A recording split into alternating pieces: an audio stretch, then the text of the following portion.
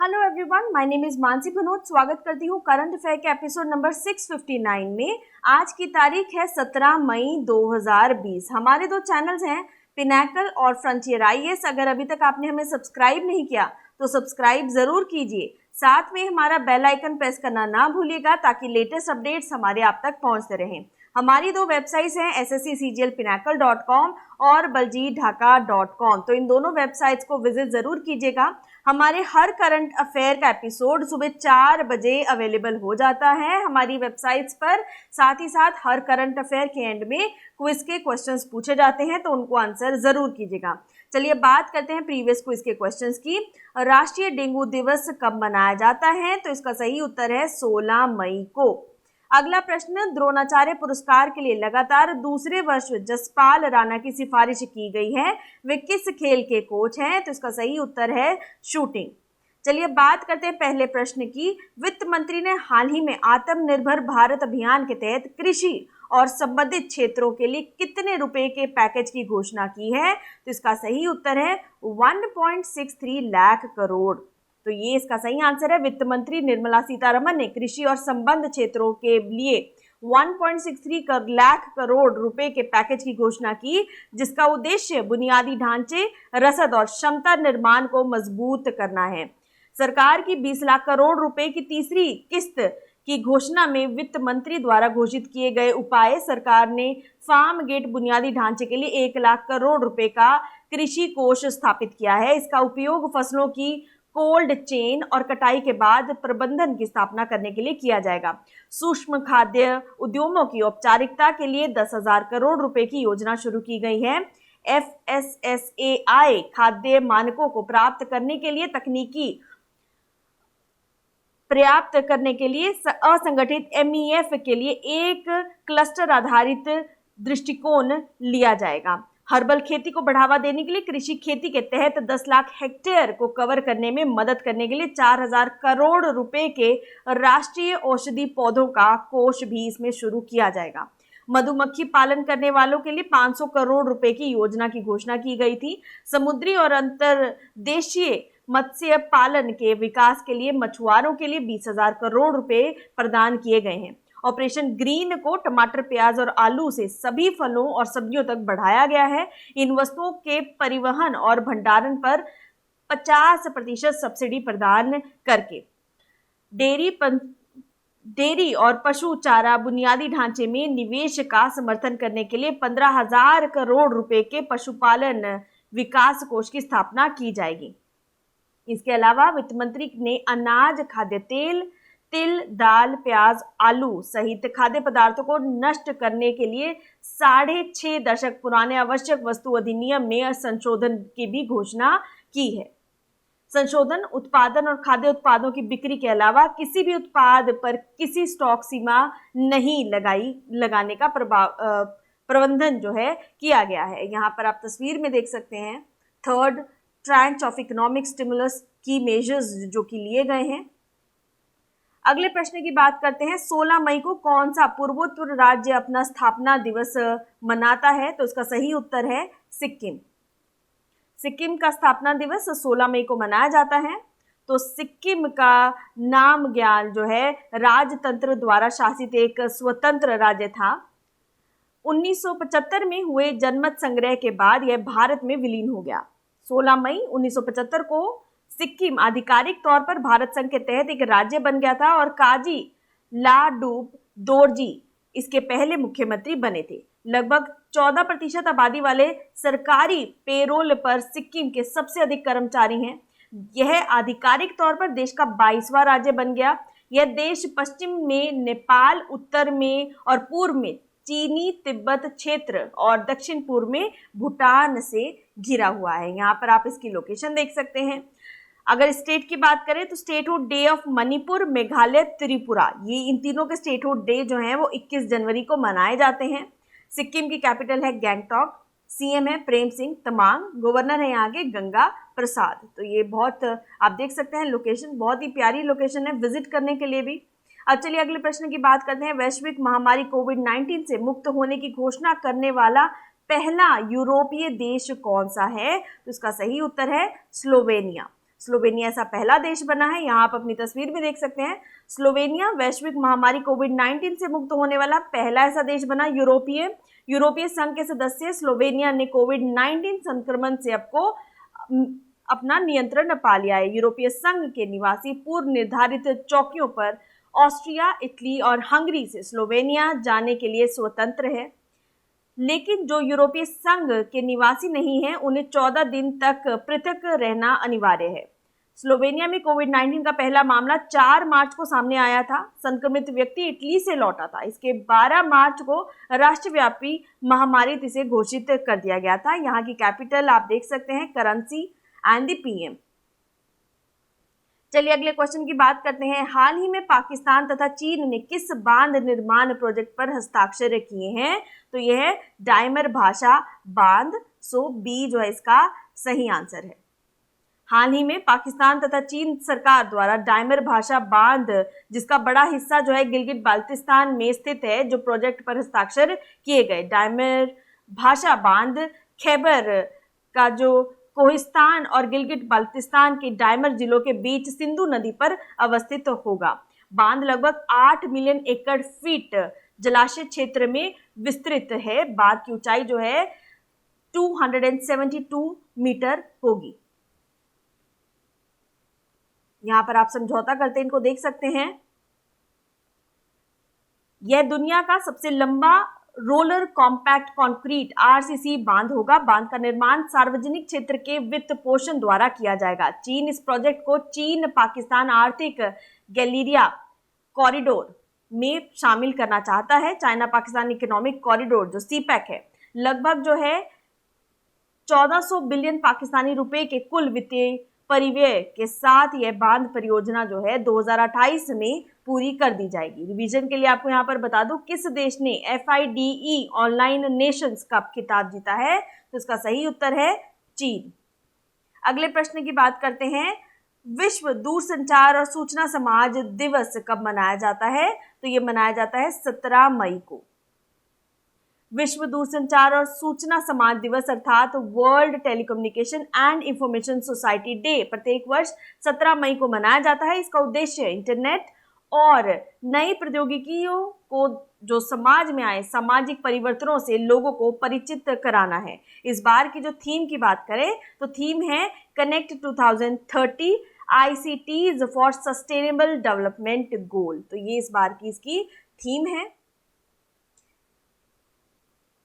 ITU की स्थापना जो है वो पहले अंतर्राष्ट्रीय टेलीग्राफ कन्वेंशन पर हस्ताक्षर की याद में 1969 से 17 मई को प्रतिवर्ष विश्व दूरसंचार दिवस के रूप में मनाई जाती है। नवंबर 2005 में सूचना सोसाइटी पर विश्व शिखर सम्मेलन ने संयुक्त राष्ट्र महासभा को ICT के महत्व और सूचना समाज से संबंधित मुद्दों की विस्तृत श्रृंखला पर ध्यान केंद्रित करने के लिए 17 मई को विश्व सूचना सोसाइटी दिवस घोषित करने का आह्वान किया। नवंबर 2006 में 17 मई को दोनों कार्यक्रमों को विश्व दूरसंचार और सूचना समाज दिवस के रूप में मनाने का फैसला किया गया। अब यहाँ पे आपको रिवीजन के लिए बता दूं, विश्व प्रेस स्वतंत्रता दिवस 2020 की थीम क्या थी जो कि मई 3 को सेलिब्रेट किया जाता है? That was journalism without fear और फेवर।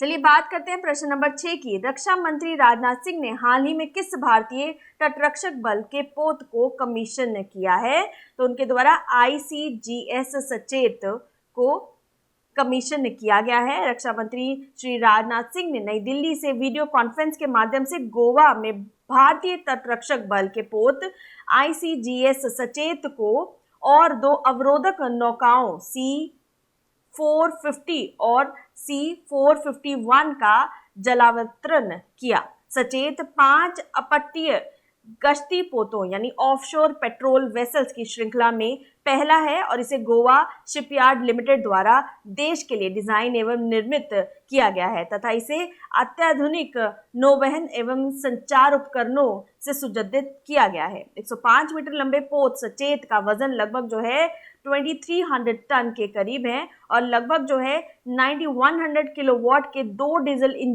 इंजनों द्वारा ये संचालित किया जाता है। सचेत का अर्थ है सतर्कता, जो राष्ट्र के समुद्री हित की पूर्ति और संरक्षण के लिए सदैव सतर्क रहने की ICG की इच्छा और प्रतिबद्धता को दर्शाता है। भारतीय तटरक्षक बल के महानिर्देशक कृष्ण स्वामी नटराजन है।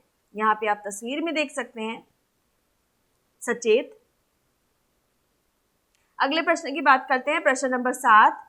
अर्जुन मुंडा ने हाल ही में गोइंग ऑनलाइन एज लीडर्स कार्यक्रम लॉन्च किया है। यह जनजातीय मामलों के मंत्रालय और किस टेक कंपनी की संयुक्त पहल है? तो ये फेसबुक की पहल है। तो सी जो इसका सही आंसर है।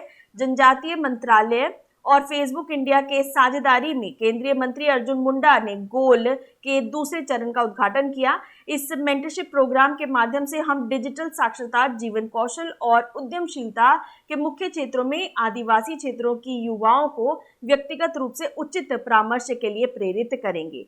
गांव स्तर के जनजातीय समुदाय के युवा प्रतिनिधियों को सशक्त बनाने के लिए एक और सोच को इससे ठोस कदम मिलेगा। कोविड महामारी द्वारा उत्पन्न चुनौतियों के मद्देनजर डिजिटल साक्षरता महत्वपूर्ण हो गई है। जनजातीय युवाओं को घरेलू और अंतर्राष्ट्रीय बाजारों के लिए व्यापार करने, बाजार तलाशने और संपर्क करने के लिए नए तरीके सीखने के लिए डिजिटल प्लेटफॉर्म और उपकरणों की पूर्ण क्षमता का उपयोग करने में उन्हें कुशल और सक्षम बनाना है। अगले प्रश्न की बात करते हैं, प्रश्न नंबर 8। समुद्री और अंतर्देशीय मत्स्य पालन के विकास के लिए प्रधानमंत्री मत्स्य संपदा योजना के माध्यम से कितनी राशि आवंटित की गई है? तो उसके लिए 20,000 करोड़ रुपए की राशि जो है आवंटित की गई है। समुद्री और अंतर्देशीय मत्स्य पालन के विकास के लिए प्रधानमंत्री ने ये जो राशि आवंटित की है, इस कार्यक्रम में 55 लाख लोगों को रोजगार देने की उम्मीद की गई है। इससे जो है 11,000 करोड़ रुपए समुद्री, अंतर्देशीय मत्स्य और जलीय कृषि गतिविधियों में लगाए जाएंगे, जबकि 9,000 करोड़ रुपए बुनियादी ढांचे के निर्माण के लिए, जैसे मछली पकड़ने का बंदरगाह, कोल्ड चेन और बाजार के लिए दिए जाएंगे। तो यहाँ पे आप देख सकते हैं कौन कौन सी चीजें जो है किस किस चीज के लिए दी जाएगी। अगले प्रश्न की बात करते हैं, प्रश्न नंबर 9। कोबास 6800 नामक पहला स्वचालित कोरोना वायरस परीक्षण उपकरण हाल ही में किस संस्थान में स्थापित किया गया है? तो ये स्थापित किया गया है राष्ट्रीय रोग नियंत्रण केंद्र, यानी डी जो है इसका सही आंसर है। केंद्रीय स्वास्थ्य एवं परिवार कल्याण मंत्री ने राष्ट्रीय रोग नियंत्रण केंद्र यानी national centre for disease control का दौरा किया और कोबास 6800 टेस्टिंग मशीन राष्ट्र को समर्पित की। यह पहली ऐसी परीक्षण मशीन है जिसे केंद्र सरकार द्वारा कोविड-19 मामलों के परीक्षण के लिए खरीदा गया है और इसे राष्ट्रीय रोग नियंत्रण केंद्र में स्थापित किया गया है।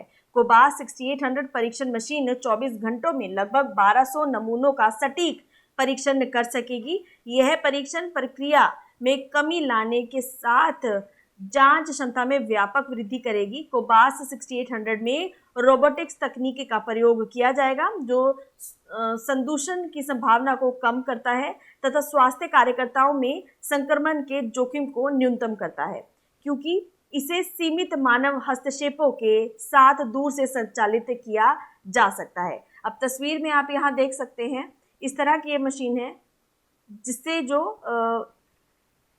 लैब अटेंडेंट्स हैं उनको कम से कम इसका इफेक्ट हो।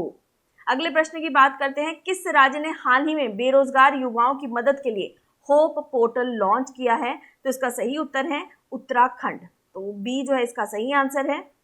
हाल ही में उत्तराखंड के मुख्यमंत्री ने त्रिवेंद्र सिंह रावत ने राज्य कुशल तथा अकुशल कामगार युवाओं का डेटा बेस तैयार करने के उद्देश्य से hope helping out people everywhere नाम से एक पोर्टल की शुरुआत की है। इस पहल का प्रमुख उद्देश्य युवाओं को रोजगार के साधन उपलब्ध कराना है। राज्य के मुख्यमंत्री त्रिवेंद्र सिंह रावत ने हाल ही में मुख्यमंत्री स्वरोजगार योजना का शुभारंभ किया। इस योजना के सुचारू कार्यान्वयन को सुनिश्चित करने और योजना के साथ समन्वय स्थापित करने के लिए यह पोर्टल महत्वपूर्ण भूमिका निभाएगा। इस पोर्टल के डेटाबेस का उपयोग राज्य के सभी विभागों तथा अन्य रोजगार प्रदाताओं द्वारा युवाओं को रोजगार से जोड़ने के लिए किया जाएगा। इस पोर्टल का निर्माण राज्य के IT विभाग, कौशल विभाग, नियोजन विभाग एवं राष्ट्रीय सूचना विज्ञान केंद्र नेशनल इंफॉर्मेटिक्स सेंटर NIC द्वारा आपसी समन्वय के साथ जो है इसका शुरुआत की गई है। रिवीजन के लिए यहाँ पे आपको बता दूं, राजनाथ सिंह ने किस राज्य में कैलाश मानसरोवर के लिए एक महत्वपूर्ण सड़क का उद्घाटन किया है, तो उसका सही उत्तर भी उत्तराखंड ही है। यहाँ पे आप तस्वीर में देख सकते हैं, hope helping out people everywhere. चलिए अब यहाँ पर आप देख सकते हैं उत्तराखंड। डैम्स की बात करें, लखवा डैम यमुना रिवर पर, तेहरी डैम भागीरथी रिवर पर, रामगंगा डैम रामगंगा रिवर पे। नेशनल पार्क्स की बात करें, Nanda Devi national park, Jim Corbett, Gangotri and Govind. Capital यहाँ की देहरादून। गवर्नर हैं बेबी रानी मौर्य, चीफ मिनिस्टर त्रिवेंद्र सिंह रावत।